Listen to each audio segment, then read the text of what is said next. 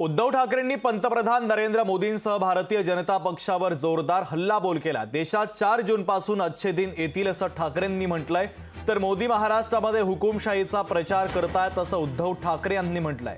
उद्या मोदी आरएसएसला देखील नकली म्हणतील असा टोला उद्धव ठाकरे यांनी पंतप्रधान नरेंद्र मोदींना लगावत भाजपवर जोरात हल्लाबोल केला।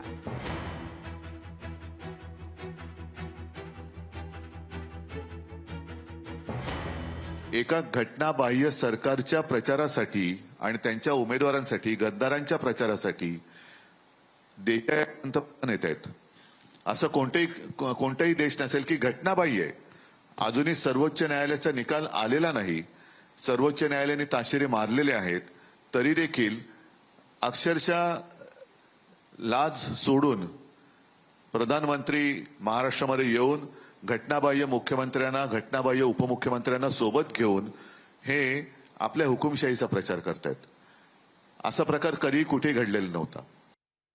4 जूनला आपल्या देशातलं जुमला पर्व संपत आहे आणि 14 साली जे मोदीजी म्हणालेले त्या अच्छी दिनाची सुरुवात येत्या 4 जून पासून होईल, कारण इंडिया आघाडीचं सरकार या देशामध्ये येते। लोकशाही मराठी ऐका, पहा, जागरूक रहा।